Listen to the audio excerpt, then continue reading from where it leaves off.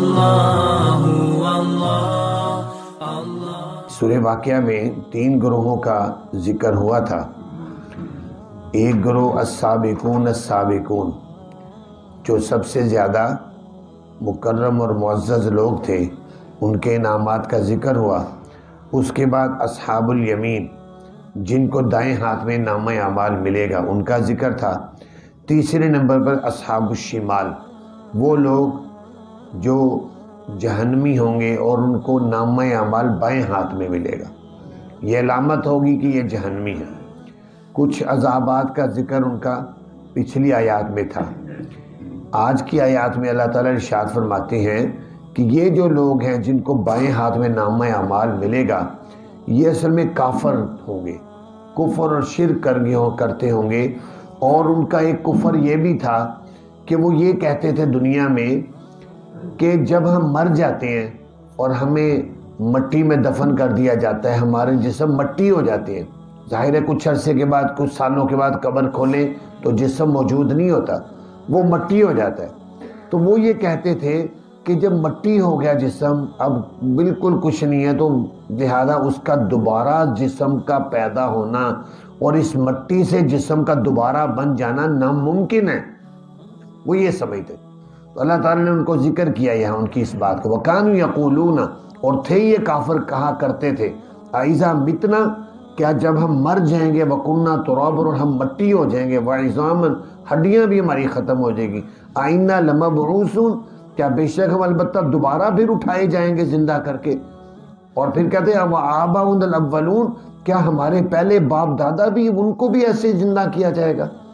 اللہ تعالیٰ نے ان کی اس بات کو ذکر کر کے کہا تم کس باغ کی مولی ہو، قُلْ إِنَّ الْأَوَّلِينَ وَالْآخِرِينَ لَمَجْمُوعُونَ، اے پیارے پیغمبر آپ کہہ دیں بے شک سب کے سب پہلے، والآخرین، اور سب کے سب پچھلے، لمجموعون، سب کو جمع کیا جائے گا، سب کو اٹھایا جائے گا، الی میقات یوم معلوم، مقررہ دن کے مقررہ وقت پر سب کے سب زندہ ہو کر کھڑے ہو جائیں گے۔ اللہ تعالیٰ کے لیے کوئی مشکل نہیں۔ اللہ تعالیٰ نے تو لفظ کن کہنا ہے اور اسی وقت قبروں سے ایسے لوگ کھڑے ہونے شروع ہو جائیں گے جیسے فصل زمین سے نکلتی ہے اور اللہ کی بارگاہ کی طرف دوڑنے لگ جائیں گے۔ فرمایا ثم انکم ایھا الضالون المکذبون، پھر تم اے گمراہو، جھوٹ بولنے والوں، مکذبون، جھوٹ بولتے تھے دنیا میں، تم غلط باتیں کرتے تھے، کفر اور شرک کرتے تھے، اب اپنا انجام اس دنیا میں ہی قرآن نے ان کو بتا دیا تمہارا انجام کیا ہونے والا ہے، سن لو۔ لآکلون من شجر من زقوم، البتہ تم کھانے والے ہو ان قریب ایسے درخت کا کھانا جو زقوم کا درخت ہوگا۔ زقوم جس کو تھوہر کا درخت کہا جاتا ہے، نبی پاک صلی اللہ علیہ وسلم نے فرمایا کہ یہ درخت اتنا بدبودار، اتنا بد ذائقہ، اتنی کڑواہٹ اس میں ہے کہ فرمایا اگر ایک قطرہ اس درخت کا دنیا کے سمندر میں ڈال دیا جائے تو سارے کا سارا پانی کڑوا بدبودار ہو جائے، جتنی وہاں پر جاندار ہیں سب مر جائے۔ اتنی کرواہٹ اور بدبو ہے اس میں کہ اگر اس کا ایک قطرہ زمین پر ٹپکا دیا جائے، اس کی بدبو سے زمین کے سارے جاندار مر جائیں۔ یہ ان کو کھانے کو ملے گا تو ایسے تو کوئی نہیں کھائے گا۔ کیسے کھائیں گے؟ پہلے ان پر بھوک کا عذاب مسلط کیا جائے گا، ان کو بھوک لگے گی، اتنی بھوک لگے گی وہ کہیں گے بس کچھ بھی ہے تو دو، کوئی ہمیں دو کھانے کو۔ تو فرمایا فمالیون منہ البطون، پھر بھریں گے وہ اس سے پیٹوں کو، اپنے پیٹ بھریں گے، کھائیں گے کھائیں گے کھائیں گے، جب بہت کھا لیں گے تو پھر ان کو پیاس کا عذاب مسلط ان پر ہوگا کہ پانی مانگیں گے۔ فشاربون علی من الحمیم، پھر پینے والے ہوں گے اس کھانے کے بعد پکتا پکتا گرم پانی۔ حمیم کہتے ہیں وہ پانی جو جوش مارتا ہے، پک رہا ہوتا ہے۔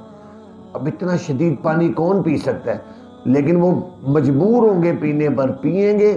یشفی الوجوہ، قرآن میں ایک جگہ پر آتا ہے ان کے منہ جھلس جائیں گے، ہونٹ جل جائیں گے، اور ان کی انتڑیاں، جو ہی پانی اندر جائے گا انتڑیاں پھٹ جائیں گی، پیٹ پھٹ جائے گا ان کا، اتنے پکتے پکتے پانی۔ لیکن اللہ تعالیٰ نے دیکھے کیسے ان کی پیاس بجھانے کا انداز ذکر کیا، فرمایا فشاربون شرب الہیم، یہ پئیں گے پانی ایسے جیسے اونٹ پیتا ہے۔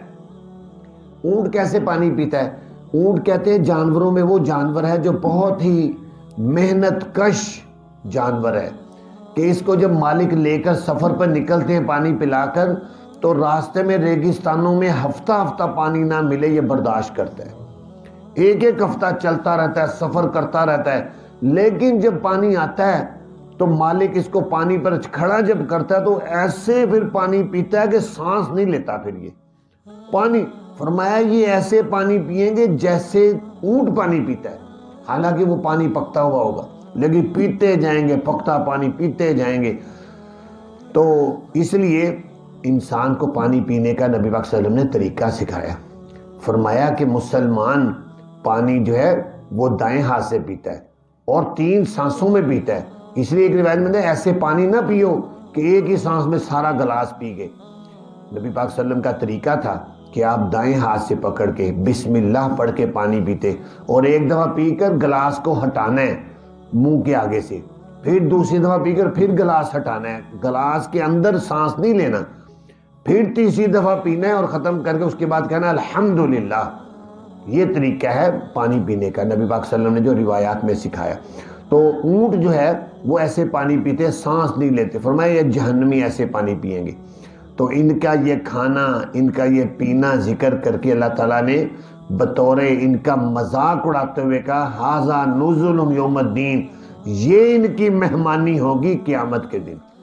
ان کی مہمانی، مہمان تو وہ ہوتا ہے جس کا عزت اکرام ہوتا ہے، لیکن یہ مہمان ایسے ذلیل ہیں جو دنیا میں کفر اور شرک کرتے ہیں، ان کی مہمانی یہی ہوگی۔ اور فرمایا نحن خلقناکم فلولا تصدقون، ہم نے تمہیں پیدا کیا ہے پھر تم تصدیق کیوں نہیں کرتے؟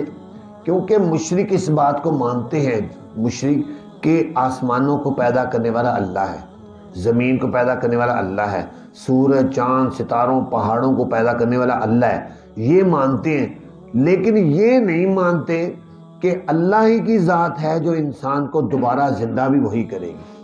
اللہ تعالیٰ کہہ رہے ہیں کہ جب تم یہ مانتے ہو تو پھر کیوں نہیں تسلیم کرتے؟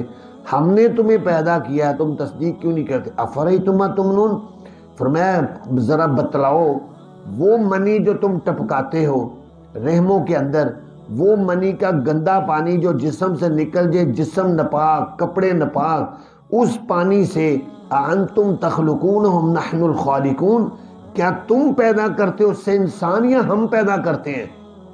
ایسے پانی کو خون کے لوتھڑے میں چینج کرنا، پھر خون کے لوتھڑے سے اس کو گوشت کی بوٹی بنانا، پھر گوشت کی بوٹی سے اس میں ہڈیاں بنا کر انسان بنانا، اللہ کی تخلیق ہے۔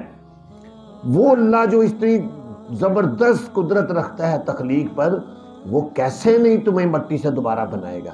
نحن قدرنا بینکم الموت، ہم نے مقرر کیا ہے تمہارے درمیان موت کو، وما نحن بمسبوقین، اور نہیں ہے ہم عاجز کیے ہوئے۔ یہ مت سمجھنا، مسبوق اس کو کہتے ہیں، نماز میں بھی مسبوق وہ ہوتا ہے کہ امام اس سے آگے نکل جائے اور وہ اس کو پا نہ سکے، 1 رکعت نکل گئی، 2 رکعت نکل گئی، بعد میں اس کو مسبوق کہتے ہیں۔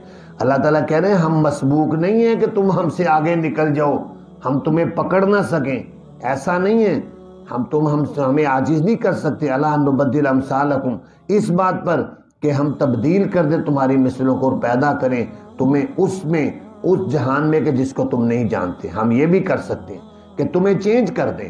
کیسے؟ اس کی 2 صورتیں ہیں۔ ایک صورت یہ ہے کہ تمہاری شکلوں کو بدل دیں، تمہاری شکلوں کو بدل دیں، تمہارے مس کر دیا جائے، یہ بھی ہو سکتا ہے۔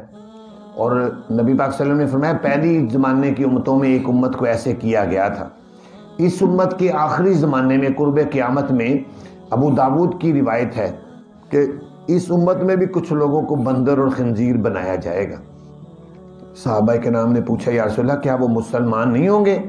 آپ نے فرمایا یصلون ویصومون ویحجون، وہ نماز پڑھیں گے، روزے رکھیں گے، حج بھی کریں گے، لیکن پھر کیوں ان کو یہ سزا ملے گی؟